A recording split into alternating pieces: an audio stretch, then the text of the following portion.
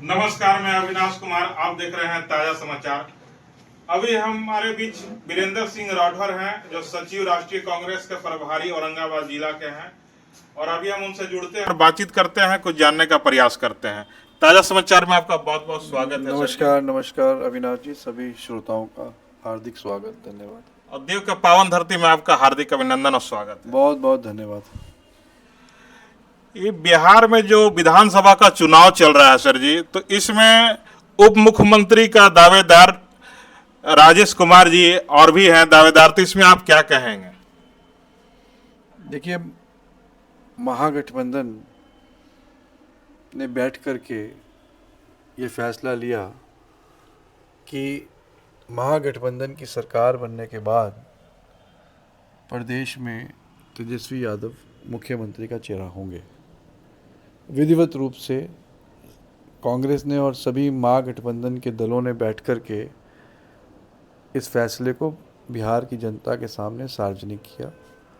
साथ ही महागठबंधन के सहयोगी दलों में से डिप्टी चीफ मिनिस्टर बने, इस विषय पे भी घोषणा हुई।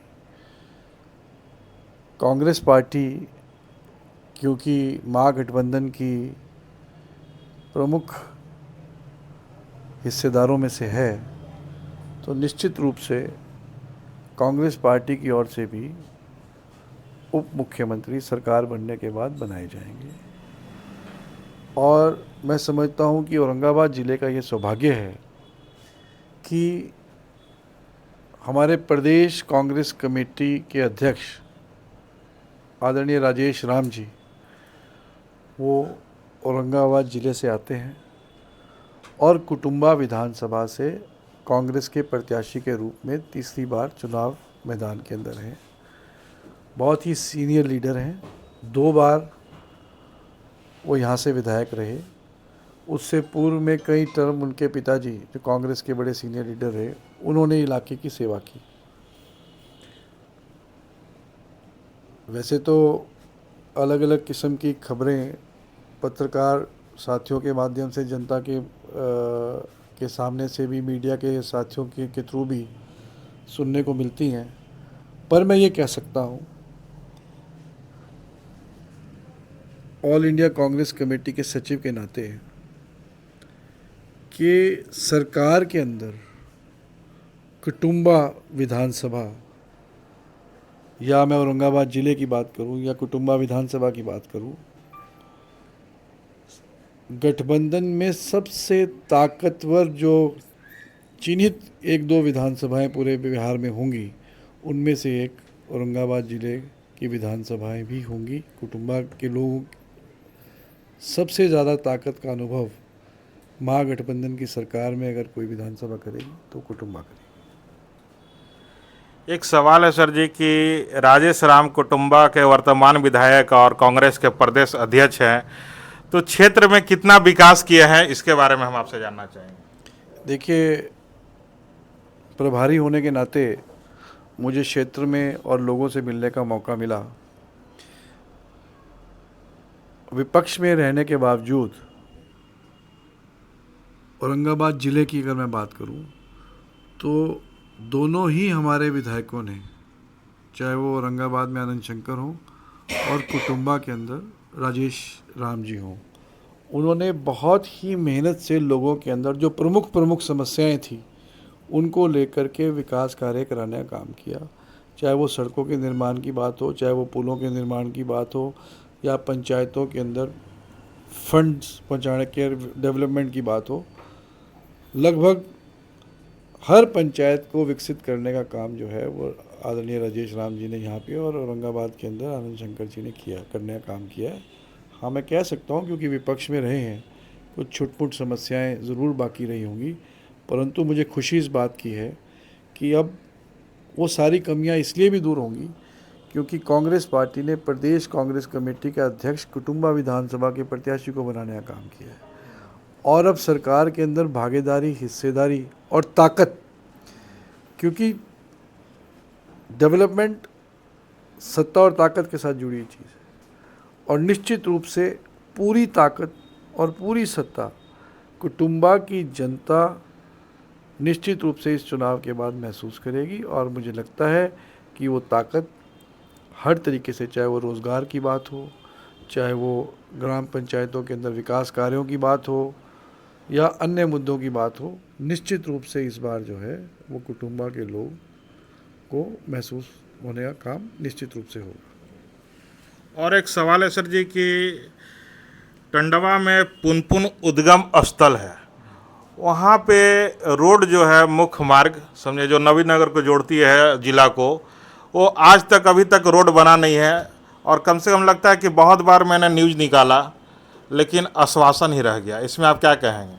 देखिए, मेरे संज्ञान में आप आज लेकर के आए हैं। मैं आज पहली बार मेरा नवीनगर में दौरा हुआ है। निश्चित रूप से मैं इस विषय पर बात करूँगा। कुछ ऐसा जो कार्य है, प्रदेश अध्यक्ष जी ने सौगात जो दिए हैं औरंगाबाद क्षेत्रवासियों को, लेकिन कुछ ऐसा जो रोड का जो कारण है वो थोड़ा सा कमी लग रहा है। छोटी मोटी कमियां हमेशा हर विधानसभा में रहती हैं, परंतु बड़े मुद्दों के ऊपर मैं समझता हूं कि इलाके की जनता बहुत समझदार है, वोटर बड़ा जागरूक है। वोटर समझता है कि जब प्रदेश का अध्यक्ष एक राष्ट्रीय पार्टी का चुनाव लड़ता है तो निश्चित रूप से इलाका विकास की गति से दौड़ने का काम करता है। और आप देश भर में, आप किसी भी प्रदेश अध्यक्ष की विधानसभा में जाइए तो आप देखेंगे जहाँ सरकार है और प्रदेश के अध्यक्ष की विधानसभा ऐसी ही होती है जैसे मुख्यमंत्री की विधानसभा बनने का काम होता है। और हमें तो खुशी है कि अब कुटुंबा के अंदर विकास की जो स्पीड है वो और 3 गुना, 4 गुना, 5 गुना बढ़ेगी। रोज़गार की स्पीड जो है वो और कई गुना बढ़ने का काम होगा। और निश्चित रूप से कुटुंबा को महागठबंधन की सरकार के अंदर एक महत्वपूर्ण, मजबूत, ताकतवर राजनीतिक हिस्सेदारी निश्चित रूप से मिलेगी। ये मैं आपको, आपके श्रोताओं को बताने का काम करता हूँ। और राजेश राम जो प्रदेश अध्यक्ष हैं, वो पुनपुन महोत्सव का सरकारी दर्जा दिलवाने का वो बहुत बड़ा काम किए हैं। इसमें आप क्या कहेंगे? ये तो बड़ी अच्छी बात है। लोकल मुद्दों के ऊपर अब आप ही ने कहा कि ये अच्छा काम हुआ है, तो हम सब इसका स्वागत करते हैं। और भी अच्छे काम आने वाले समय के अंदर होंगे। ताकत, देखिए, जनता मालिक है, प्रजातंत्र मालिक ही अपने भविष्य का फैसला करता है। अब एक तरफ मालिक लोगों को ये देखना है कि ताकत और ऊर्जा का स्रोत कहाँ से निकलेगा। ताकत यानी राजनीतिक ताकत, राजनीतिक ताकत यानी लोगों के बच्चों को रोज़गार देने की ताकत, इलाके के अंदर चौमुखी विकास कराने की ताकत। वो ताकत निश्चित रूप से महागठबंधन की सरकार में, जब आप सबसे प्रमुख चेहरा होते हैं किसी भी राज्य का, तो निश्चित रूप से राजनीतिक ताकत और सत्ता उस इलाके के अंदर आती है। और मैं तो जनता जो हमारी मालिक है उनसे यही निवेदन करूंगा कि वो इस बार बेहिचक होकर के और भारी बहुमत से आदरणीय राजेश राम जी को जिताएं। और निश्चित रूप से एक, जिसे कहते हैं कि विकास के भंडार खुलना, वो इस इलाके के अंदर होने जा रहा है। और हाँ, छोटी मोटी कमियां, जब आप प्रदेश के अध्यक्ष बनते हैं तो आपको पूरे प्रदेश के अंदर भ्रमण करना पड़ता है। अब राहुल जी की, प्रियंका जी की और राष्ट्रीय स्तर के नेताओं के दौरे होंगे, तो निश्चित रूप से प्रदेश अध्यक्ष होने के नाते वहाँ भी उन्हें समय देना पड़ेगा। कहीं ना कहीं समय की कमी आती है, ये हर राजनीतिक व्यक्ति समझता है और जनता भी इस बात को समझती है। हाँ, विपक्ष के लोग इसे मुद्दा बनाने का प्रयास करते हैं, परंतु मैं समझता हूँ जनता बहुत समझदार है। वो देख रही है, वो जान रही है कि कितनी महत्वपूर्ण भूमिका के अंदर आज कुटुंबा है। कुटुंबा को केवल प्रदेश ही नहीं, देश भर से आप देखेंगे जैसे जैसे चुनाव चलेगा, देश भर से लोगों का फोकस कुटुंबा पे रहेगा। और फोकस वही होता है जहाँ सत्ता का केंद्र होने जा रहा हो, तो पूरे देश और विपक्ष का भी फोकस वही हो जाता है। तो मैं समझता हूँ कि कुटुंबा की जनता बहुत ही जागरूक फैसला लेगी और निश्चित रूप से विकास के द्वारों को खोलने का काम कर देगी, क्योंकि खोलने का काम तो जनता को करना है, मालिक लोगों को करना है। और राजेश राम जी, क्योंकि पहली बार पिछले 2 चुनाव तो राजेश राम जी ने विधायक के तौर पे लड़े, इस बार प्रदेश कांग्रेस कमेटी के अध्यक्ष की कुर्सी चुनाव लड़ रही है, तो आप अंतर समझिए, तो ये बहुत बड़ा अंतर है। तो आज राजेश राम जी बतौर प्रदेश कांग्रेस कमेटी के अध्यक्ष के रूप में आप कुटुंबा की जनता से आशीर्वाद मांगने जल्दी उनके दौरे शुरू होंगे, और निश्चित रूप से इलाके के लोगों में बड़ी खुशी है, बड़ा फ़क्र वो महसूस कर रहे हैं। मैं बहुत सारे लोगों से कल से मिला हूँ, उन्हें बड़ी खुशी है कि प्रदेश कांग्रेस कमेटी का अध्यक्ष जो है वो हमारे ज़िले औरंगाबाद से बने हैं, कुटुंबा विधानसभा से बने हैं, जिसका सीधा सीधा लाभ जो है राजनीतिक लाभ भी और विकास कार्यों में, रोज़गार के अंदर कुटुंबा के और ज़िले के लोगों को मिलेगा। राजेश राम जी विधानसभा चुनाव में इस बार क्या विजन लेकर आ रहे हैं? देखिए, वो तो विस्तार पूर्वक तरीके से राजेश राम जी अब आपके बीच में बातों को रखेंगे, परंतु मैं समझता हूँ कि रोज़गार एक बड़ा मुद्दा है, पलायन एक बड़ा मुद्दा है जो लोगों से मुझे चर्चा हुई, और भी ग्रामीण क्षेत्रों में विकास की बातें हैं। तो पर रोज़गार और पलायन को रोकने का काम हम सत्ता से कर सकते हैं, ताकत से कर सकते हैं, और ताकत सरकार बनने के बाद भी जो है वो विधायक को पावर चाहिए, ताकत चाहिए।